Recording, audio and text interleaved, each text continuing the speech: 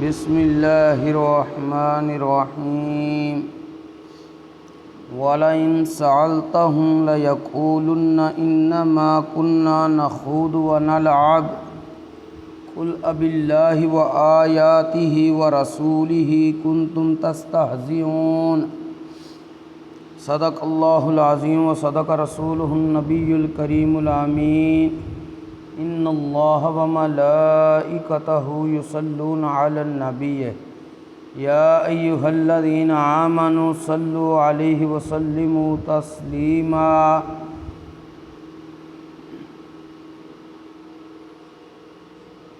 الصلاۃ والسلام علیک یا رسول اللہ وعلی آلک واصحابک یا سیدی یا حبیب اللہ۔ بعد از حمد و صلات خطبہ دے اندر قرآن مجید فرقان حمید برہان رشید دی ایک آیہ مقدسہ تلاوت کیتی ہے، جس دے اندر اللہ جل مجدہ الکریم نے ارشاد فرمایا ہے وَلَئِن سَأَلْتَهُمْ، اور اے محبوب صلی اللہ علیہ وآلہ وسلم اگر تسی انہاں لوکاں کولوں پوچھو لَيَقُولُنَّ، تے ضرور بالضرور اے جواب وچ کہن گے انما کننا نخوض ونلعب، اسی صرف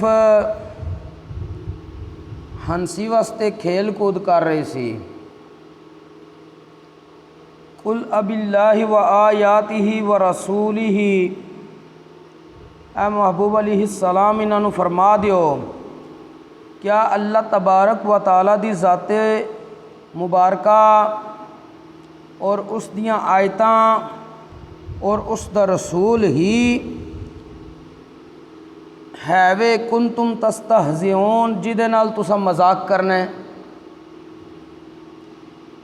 اس آیت دا شان نزول تفسیر المدارک دے اندر امام نصفی رحمۃ اللہ تعالی علیہ نے کچھ اس طرح بیان فرمایا ہے۔ آپ فرماندے نے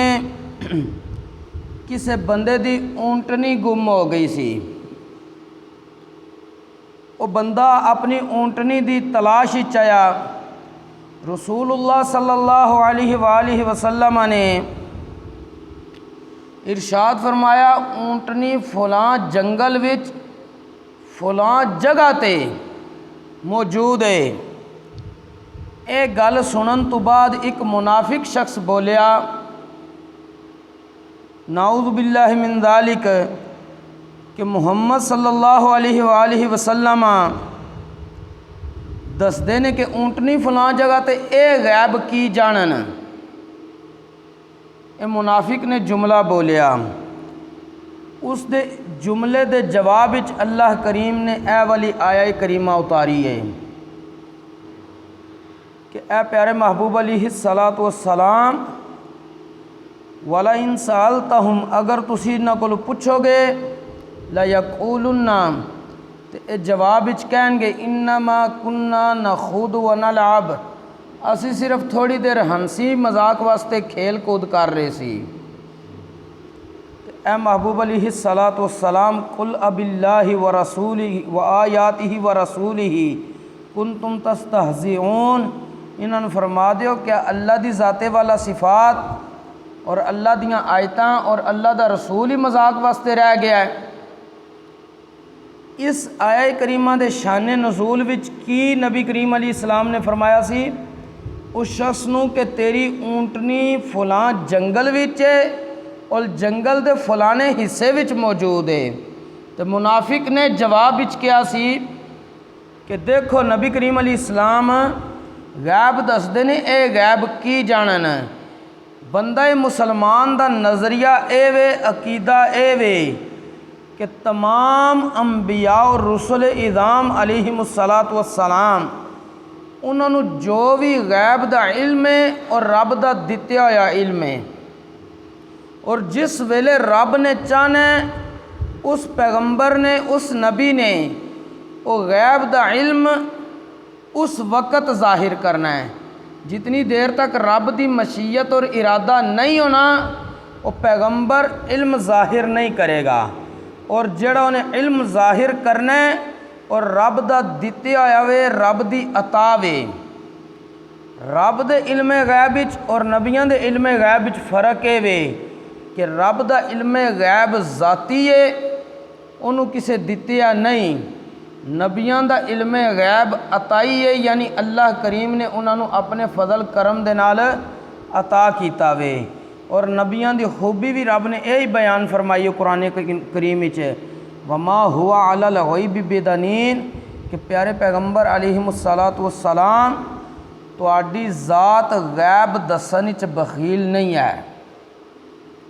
جیڑی آیہ کریمہ میں خطبہ چ پڑھی ہے اس تو 3 مسئلے معلوم ہوندے نے کہ اللہ تبارک و تعالی نے نبی کریم علیہ السلام نو غیب دا علم دیتا ہے، جڑیاں تنہائی دے وچ